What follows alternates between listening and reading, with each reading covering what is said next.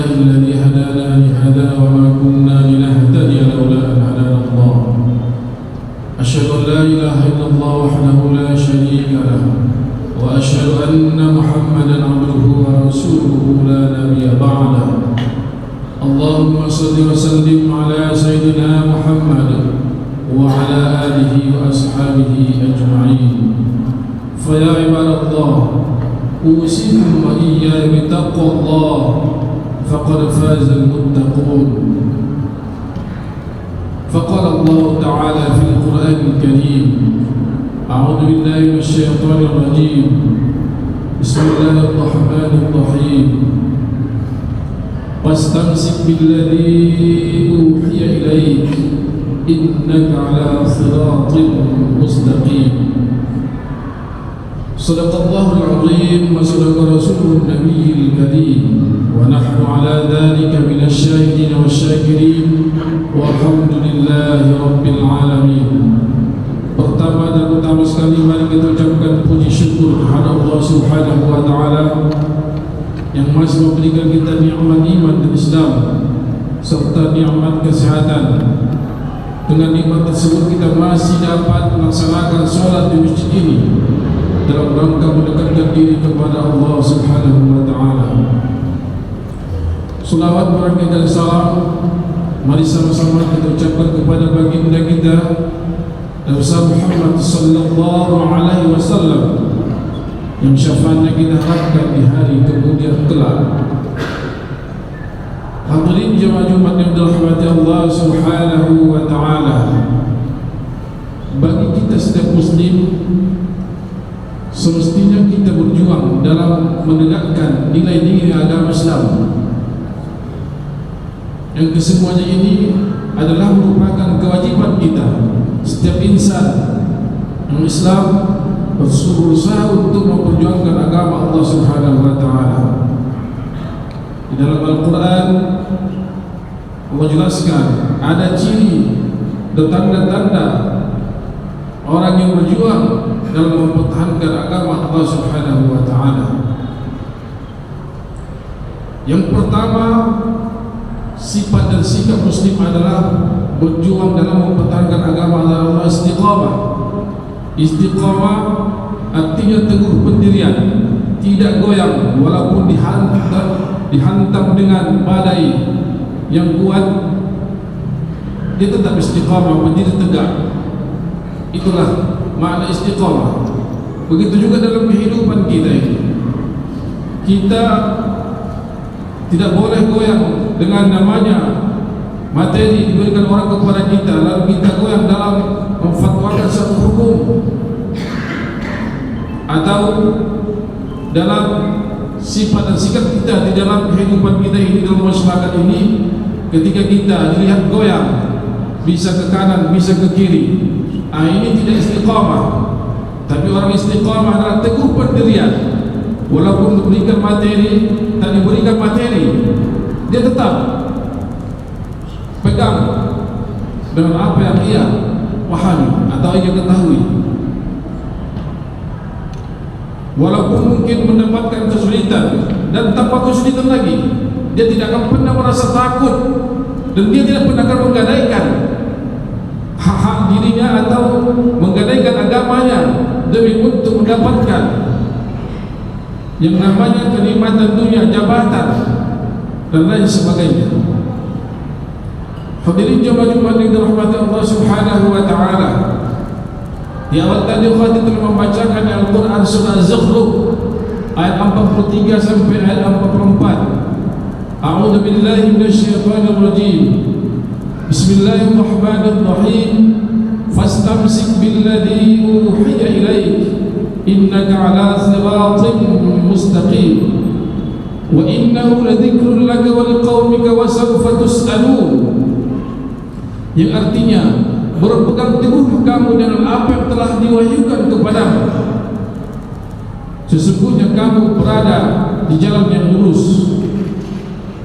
Profesor Bahwa Zuhaili menjelaskan dalam tafsirnya mendekati Al-Quran melalui wahyunya, dia katakan bahwa kita berpegang teguh dengan agama Islam dengan sumber-sumber agama Islam itu Al-Quran dan hadis Rasulullah sallallahu alaihi wasallam, maka itulah jalan yang lurus. Jangan pernah kita bengkok daripada Al-Quran dan hadis Rasulullah sallallahu alaihi wasallam. Wa innahu ladzikrun laka wa liqaumika wa sawfa tus'alun.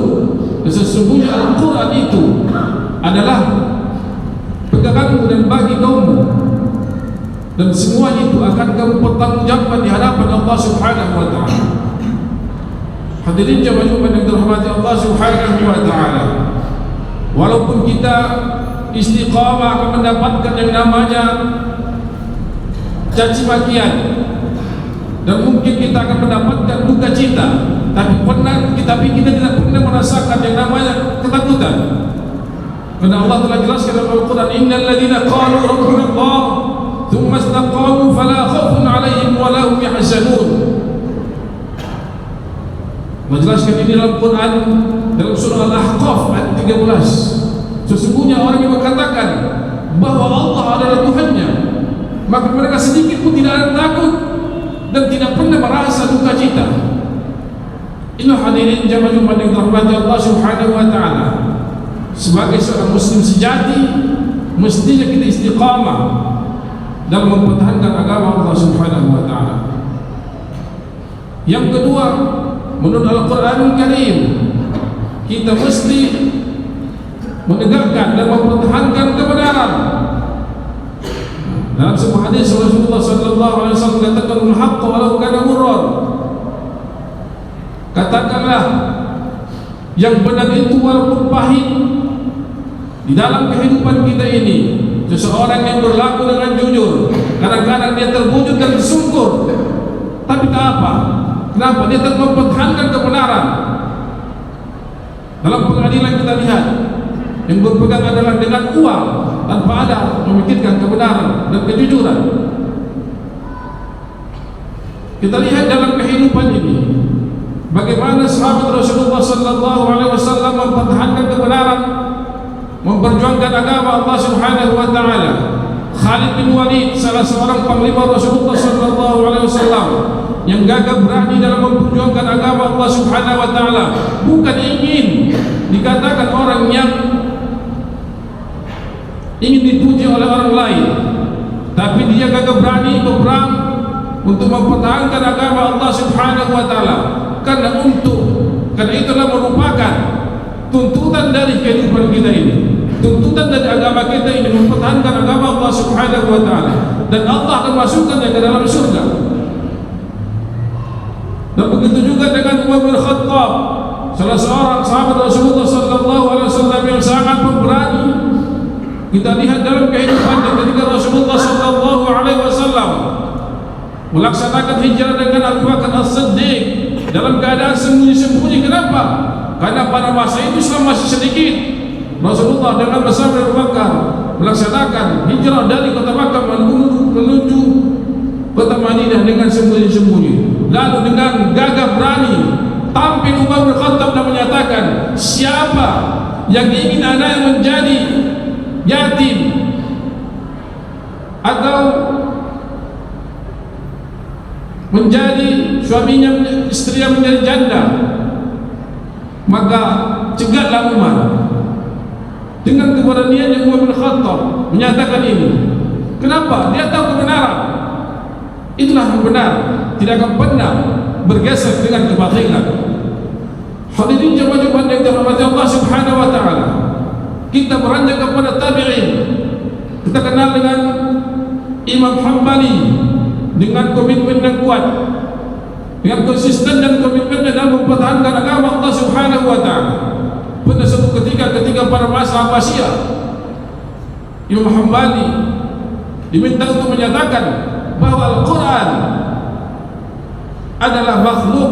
Dia tidak mau dinyatakan bahwa Al-Quran adalah kalamullah, perkataan Allah Subhanahu wa taala, tidak bisa disamakan dengan makhluk. Karena dia komitmen dan bertahan dengan kebenaran tersebut, jadi penjarakan sedikit dia pun tidak takut. Kenapa?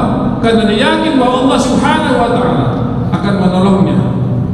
Hadirin jemaah yang dirahmati Allah Subhanahu wa taala, dikisahkan dalam sejarah bahwa Imam Hambali adalah salah seorang penduduk Baghdad yang orang tuanya merupakan orang terpandang di kota Baghdad. Ketika beliau wafat, meninggal dunia, dijelaskan dalam sejarah 50.000 orang siap menyolatkan Imam Hambali, seorang ulama yang komitmen, seorang ulama yang teguh pendirian.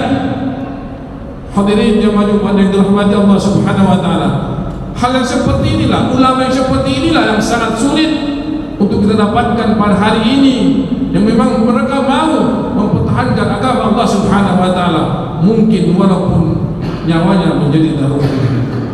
Hadirin jemaah Jumat yang dirahmati Allah Subhanahu wa taala.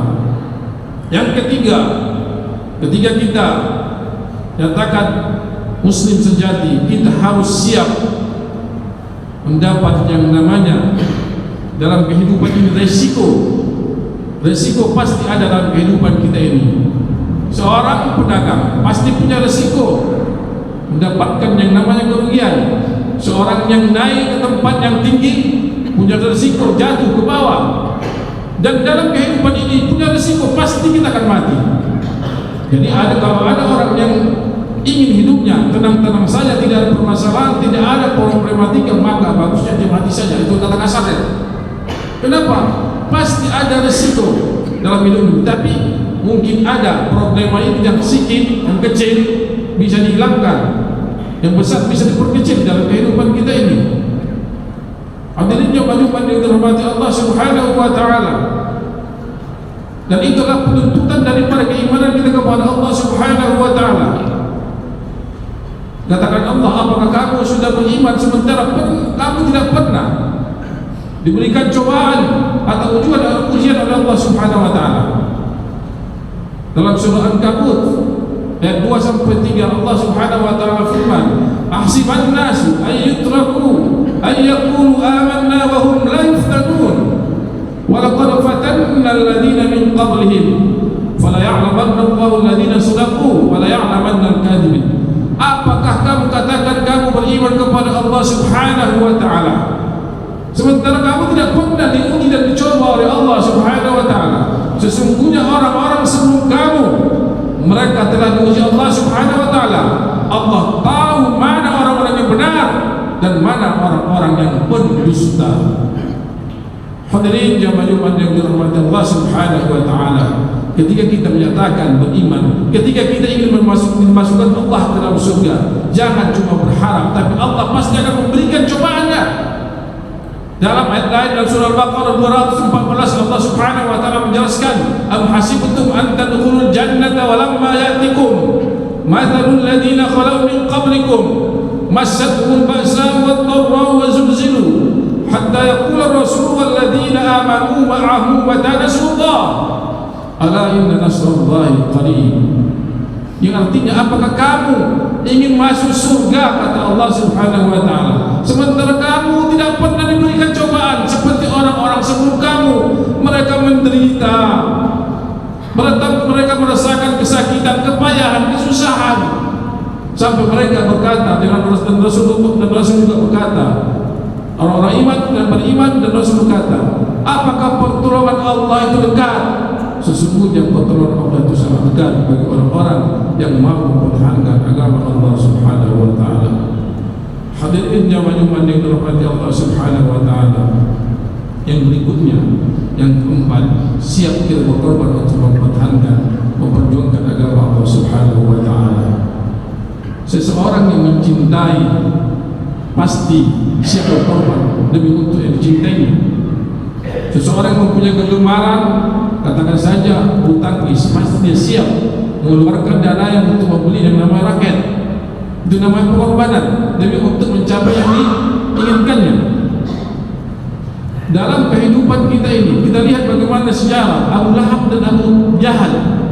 Mereka ini berkorban demi untuk mempertahankan bagaimana agar Islam itu tidak bisa berkembang di kota Makkah atau Mukarramah. Berkorban demi kebatilan, dia siap. Dia siapkan hartanya, dia siapkan tenaganya, dia siapkan uangnya. Hadirin yang dirahmati Allah Subhanahu wa taala. Setelah kita ketahui ini, orang-orang yang melakukan atau berkorban demi kebatilan saja siap, apalagi kita tahu bahwa itu kebenaran dalam Islam, pastilah kita siap 100% untuk mempertahankan agama Allah Subhanahu wa taala. Dalam Al-Quran jelaskan Allah bagaimana orang-orang kafir, orang-orang munafik ini, mereka berusaha untuk menghalangi dakwah daripada Rasulullah sallallahu alaihi wasallam. Dalam surah Al-Anfal ayat 36 Allah Subhanahu wa taala firman, innal ladzina kafaru yunfiquna amwalahum liyasuddu 'an sabilillah fasayunfiqunaha thumma takunu 'alaihim hasratan thumma yughlabun wal ladzina kafaru ila jahannam yuhsyarun. Sesungguhnya orang-orang kafir itu, kata Allah Subhanahu wa taala, berusaha untuk menghalang-halangi kamu, menghalang-halangi kamu dalam mendakwakan agama Islam. Sesungguhnya kata Allah Subhanahu wa taala, mereka itu terkalahkan dan mereka itu akan menyesal nantinya. Kenapa? Apa yang mereka lakukan itu adalah satu dosa kepada Allah Subhanahu wa taala dan mereka akan dimasukkan ke dalam neraka jahanam. Hadirin yang dirahmati Allah Subhanahu wa taala, setelah kita memahami dan mengetahui bagaimana sikap dan sifat kita sekarang ini, kita wajib mempertahankan agama Allah Subhanahu wa taala. Kenapa? Saat sekarang ini kita lihat bagaimana berbagai cara orang berislam menghujat, mencaci maki Islam, bahkan berusaha dalam berita yang santer saat ini kita lihat mereka membakar Al-Quran sengaja untuk melihat mungkin bagaimana umat Islam itu, apakah umat Islam itu diam, apakah umat Islam itu tertidur ketika sumber agamanya dibakar atau dihina oleh orang-orang berislam. Nah, sebagai khutbah yang singkat pada hari ini bisa mudah-mudahan bisa menjadi iktibar kepada kita, sebagai introspeksi kepada diri kita, apa yang telah kita berikan kepada Islam, bukan apa yang kita ambil dari Islam. Barakallahu li wa lakum fil Qur'anil azim wa nafa'ani wa iyyakum bima fihi min ayatil hakim wa taqabbal minni wa minkum tilawatahu innahu laghafurur rahim.